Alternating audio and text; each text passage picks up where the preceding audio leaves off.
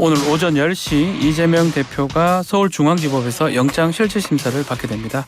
앞서 검찰은 140쪽이 넘는 영장 청구서를 통해서 무기징역까지 선고될 수 있는 만큼 사안이 중하다면서 구속의 필요성을 강조했는데요.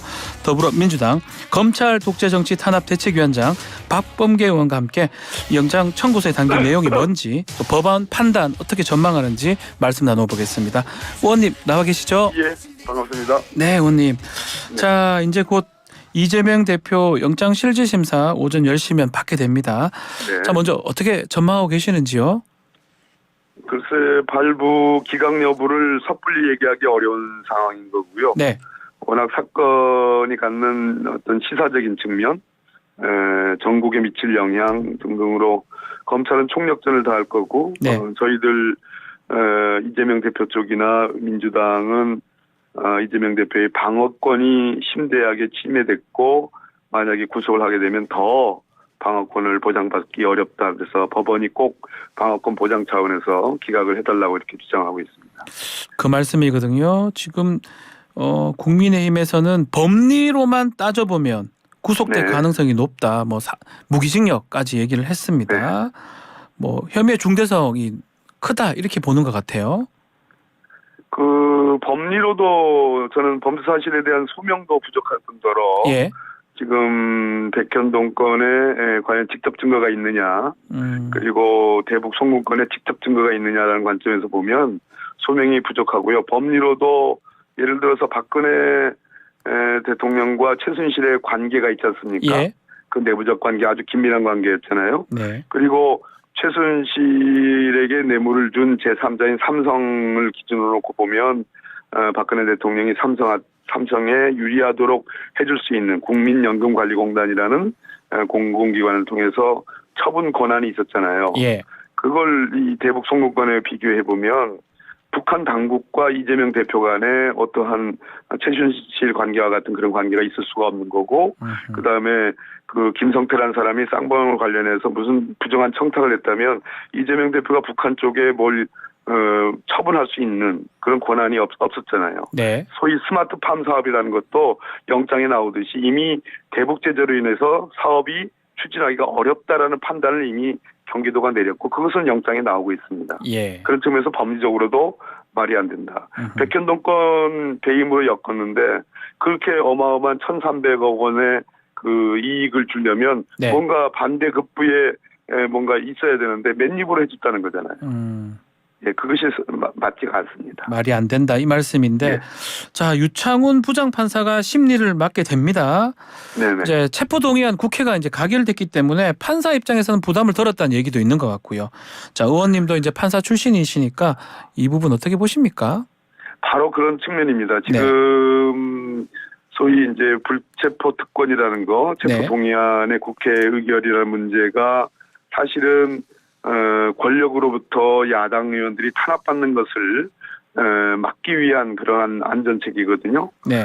그런 측면에서 기능을 해왔는데 뭐 최근에 그런 그 불체포 특권의 포기 여부가 주요 쟁점으로 떠올랐으나 네. 지금과 같은 검찰 독재 국가에서 한 사람에 대해서 정말 뭐 376회와 같은 압수수색을 했다는 거 아니겠습니까? 1년 6개월 이상의 수사기도 하고요. 네. 그런 측면에서 이 체포동의안 가결이 저는 말이 안 된다고 생각하고 그것이 자칫 유죄 추정, 무죄 추정이 헌법상의 원칙임에도 불구하고 네. 유죄 추정을 불러일으킬까 봐 고심을 한 건데 한 30여 분이 넘는 분들이 다른 어떤 표결을 하는 바람에 가결이 됐는데 지금 영장 전담 판사께서 이것은 그냥 말 그대로 절차의 일환이고 유죄 추정이 돼서는 안 된다라는 것을 강력하게 호소드리고 싶은 거죠. 자, 또 한편으로는 영장 기각 탄원서가 제출이 됐습니다. 네네. 또 한쪽에서는 이거 법원 압박하는 거 아니냐, 재판 독립 침해하는 거 아니냐 이런 얘기도 있는 것 같습니다. 탄원서라는 것은 언제나 피의자가 어떤 피의자든 간에 뭐 한동훈 장관이 말하는 무슨 자법 그렇게 표현하던데 어떤 피의자든 간에 자신의 무고함, 억울함을 주장하기 위해서 변호인을 선임하는 것이고 그것도 효과가 없을 때는 단식도 할 수 있는 것이고 꼭 이재명 대표만이 아니고요. 네. 뿐만 아니라 탄원서라는 것은 아주 자연스러운 재판부에 대한 일종의 호소거든요. 그것은 피의자가 갖고 있는 권리지 그것이 왜 압박이 되겠습니까? 압박이 아닐 것이다. 뭐 결과는 좀 늦게 나오겠죠. 오늘 상당한 정도로 늦게 나올 가능성이 높다고 보여지고요. 그러나 전체적인 기록이 워낙 방대하기 때문에 예. 그날 것은 전적으로 영장 전담 판사의 몫이긴 합니다. 하나하나씩 조금 다시 좀 네, 그러시죠. 네, 말씀을 좀 해보면 142쪽 검찰이 구속영장 청구서입니다. 그리고 또 대북 송금 관련해서는 800쪽의 의견서도 제출이 됐는데 네. 야, 이렇게 영장이 이렇게 긴 거 이건 어떻게 봐야 됩니까? 영장이 길다. 예전부터 소위 국가보안법 위반 예. 사건의 모두 사실 아마 박지훈 변호사님 아실 겁니다. 저도 뭐 변호사니까요. 예. 그 모두 사실이 장황하고 네.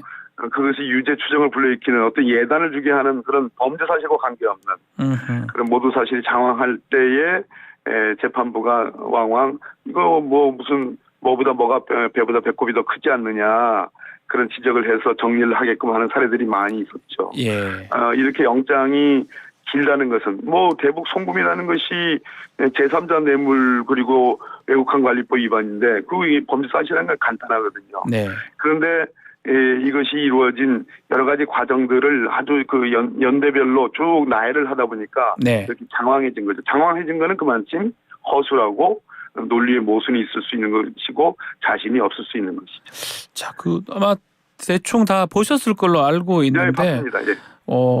판사를 하셨던 입장에서 봤을 때 네. 일반 어떤 영장 청구서에 비해서 상당히 양이 많다고 이렇게 보시는 겁니까? 저는 일종의 추리소설이라고 저는 얘기를 하거든요. 그것도 앞뒤가 잘 맞지 않고 허무맹랑한 참 허접하게 이를 데 없는 추리소설이다. 네. 이렇게 말씀드리는 건데 그 소위 말해서 대북 송금의 일시 장소 수령자가 각각 그동안 언론에 발표되거나 네. 또는 이화영 또 김성태의 공소장과 또 다 다릅니다. 이재명 대표에 대한 구속영장을 보면 서너 개가 완전히 다르고 그만큼 특정하지 못했고 네. 또 하나는 최초의 이것은 변호사비 대납건으로 시작한 수사가 별건으로 갑자기 김성태가 입장을 바꾸면서 소위 대북 송금이라는 직접 증거가 하나도 없는 네. 그러한 추리소설로 저는 바뀌었다고 보기 때문에 굉장히 빈약합니다. 여러 가지로 논리가. 그 대북 송금 관련해서 변호사비 대납 부분은 아예 빠진 겁니까? 아예 빠진 거로 전혀 영장에 나타나지 않고 영장이 변호사의 없으니까. 변호사도 나타나지 않습니다. 전자도 안 나타납니다. 자, 그리고 좀 일반인들이 좀 의구심을 갖고 있는 게 결국 북한한테 뇌물을 줬다라는 거잖아요. 그렇죠. 그러면 북한이 제3자 뇌물죄의 대상이 되는 겁니까? 바로 제가 아까 말씀드린 그 내용입니다. 네. 박근혜 대통령과 최순실의 관계에 비교를 해보면 이재명 대표가 북한에 무슨 관계가 있습니까? 최소한 지금 말씀하신 거 보면 박근혜 전 대통령하고 최순실 씨하고 그 정도의 관계는 돼야 되지 이재명 대표와 북한의 관계가 그 정도는 아니다 이 말씀인가요?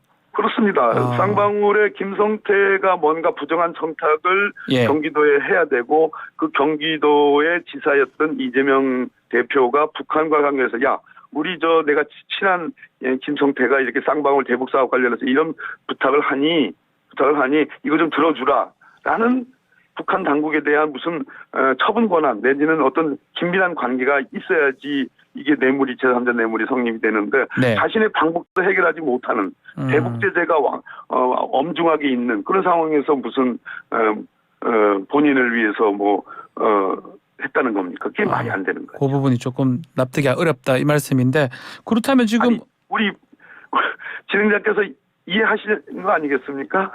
저는 자, 근데 이 포인트가 계속 이렇게 김성태 전 그 회장을 이재명 대표가 알아야 된다. 도지사 시절 때 이 얘기를 자꾸 하고 있는데 알고 모르고가 좀 중요한 겁니까? 알고 모르고는 기본적으로 모든 범죄 뇌물로 지금 엮었으니까요. 네. 그러니까 아는 거는 기본적인 거죠. 아는 것과 아까 말씀드린 대북 관계에서 경기도지사 이재명이 어떠한 처분적 권한, 긴밀한 관계 이 두 가지가 성립이 돼야 되는데 아는 것조차도 지금 의심을 받는 거잖아요. 한 번도 만난 적이 없는데 그 소위 말해서 800만 불을 네. 어떤 부정한 청탁을 김성태로부터 받고 이북에 보내게 했다라는 관계가 성립하려면 김성태와 이재명 대표 간의 관계가 굉장히 긴밀한 관계였어야죠. 박근혜 최순실의 관계처럼. 근데 만난 적도 없어요. 지금 근데 검찰 좀 증거 같은 거 보면 뭐 전화 바꿔줬다 이런 내용도 있는 것 같고요. 또 일방적인 주장이죠. 예, 뭐 중에는 보면 이화영 전 부지사 진술을 계속 이렇게 번복하긴 했지만 뭔가 얘기가 있었다 이런 얘기도 있는 것 같은데 그 부분 어떻게 봐야 됩니까? 작년 9월부터 네. 했던 수사거든요. 네.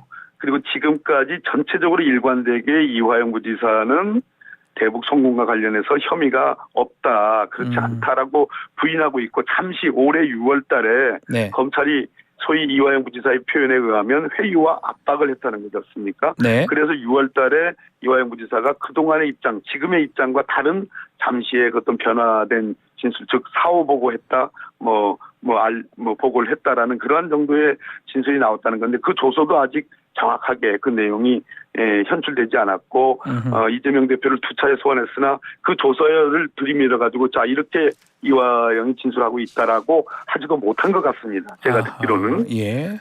예, 그런 측면에서 오히려 주목해야 될 것은 이화영 부지사가 검찰로부터 김성태로부터 회유 압박을 받았다라는 이 주장이 굉장히 주목을 해야 되는 거죠. 그런 압박. 측면에서 예. 이번 영장전담판사가 그 부분을 면밀하게 봐주십사 하는 그런 얘기입니다. 자, 결국 지금 두 번째는 이제 백현동이고 마지막으로 좀 봐야 될 부분 중이 증거인멸 부분이거든요. 지금 네네네. 검사 사칭 사건에서 위증 교산 전력도 있고 또 지금처럼 쌍방울 사건에서 재판 기록이 유출되고 또 진술 번복이 지금 되는 부분 봤을 때 증거인멸 우려 있는 거 아니냐라는 게 검찰 측의 주장 같습니다. 어떻게 보시는지요? 아주 재밌는 영장입니다. 그래서 제가 소설이라는 표현을 썼는데 네. 증거인멸이라 함은 당해 사건에 지금 구속영장에 청구되어 있는 범죄 사실과 관련된 피의자 본인의 증거인멸 행위나 증거인멸 교사 행위가 있어야지 증거인멸이 되는데 네. 이 영장의 내용을 보면 증거인멸의 동기, 이재명 대표의 동기라고 돼 있고 네. 증거인멸의 가능성, 이재명 대표가 이런 사회적 지위를 갖고 있으니까 가능성이 높다라고 보면 돼 있고 이 영장에 청구되어 있는 소위 아까 증인 위증 교사 내용은 별개의 범죄 사실입니다. 네. 백현동 건과 말 그대로 대북 송금건이 이 영장의 핵심 본체 아니겠습니까? 네. 이거와 관련된 이재명 대표의 직접적인 어떤 증거인멸 행위나 증거인멸 교사 행위가 있지 않다. 다른 건으로 남이 다리 긋기라는 제가 그런 표현을 썼는데 예. 다른 건으로 이렇게 했으니까 그것도 뭐 소명이 돼 있는지는 모르겠습니다만 이렇게 과거에 검사 사칭건과 관련해서 이렇게 했으니까 이 두 건 대북 송금 백현동 건에 이러한 증거인멸 행위를 했을 가능성이 높다라는 정도의 추정이지 직접적인 증거인멸 행위가 열거돼 있지 않습니다. 어제 보도에 따르면 옥중 서신 좀 위에서 써달라고 한다면서 야당 인사가 이화영 전 부지사한테 진술 번복을 요구했다 이런 녹취록이 있다고 하는데 이게 영장실질심사에 나올까요? 나올 가능성이 높죠. 오늘 아침에 대대적으로 또 네. 흘린 거 아니겠습니까? 예, 흘린 건데 말 그대로 언론 플레이를 한 건데 그것이 이재명 대표가 아니잖아요. 설사 이게 맞다고 하더라도 예. 그 사람에게 이재명 대표가 시켰다라는 증거가 없잖아요. 증거 재판주의잖아요. 네. 가능성, 추리, 어떤 동기 이런 것으로 증거인멸을 판단하기 어려운 거잖아요. 예. 그래서 이것 때문에 뭔가 영장이 확 바뀌고 이러진 않을 것이다 이렇게 보시는 거군요. 그런 점을 영장판사께서 헤아려 달라는 절실한 호소죠. 자, 이재명 대표에 대한 법원 심리가 막 이루어진 시간 같은데요. 오후 2시에는 원내대표 선거가 있습니다. 오 의원님도 좀 유력한 후보였다고 지금 알려져 있는데 불출마 선언을 하셨고요. 자, 네. 뭐 불출마 선언 하셨던 이유도 한번 들어보면 좋을 것 같아서요. 제 내면의 분노, 네.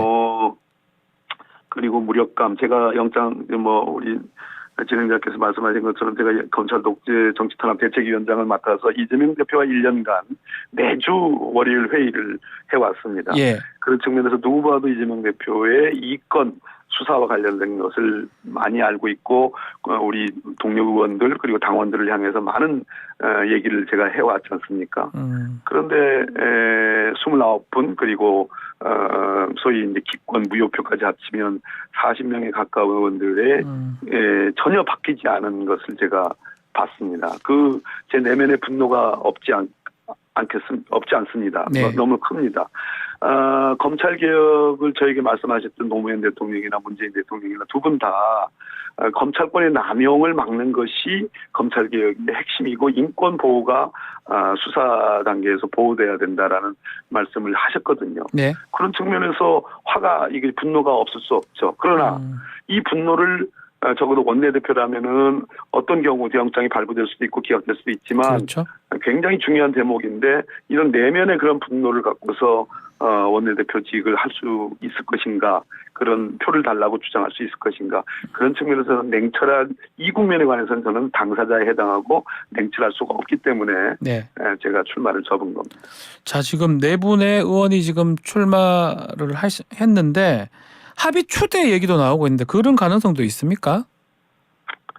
모르겠습니다. 오늘 표를 이제 투표를 하는데요. 2시입니다. 예. 예, 2시인데 합의 추대 글쎄요. 출마하신 분들이 있기 때문에 과연 합의 추대라는 것이 가능한 건지 정말 냉철하게 원내대표직을 수행해야 되고 계파의 이해관계에서 자유롭고 뭔가 그것과 절연하고 민주당이 가장 큰 문제 아니겠습니까? 예.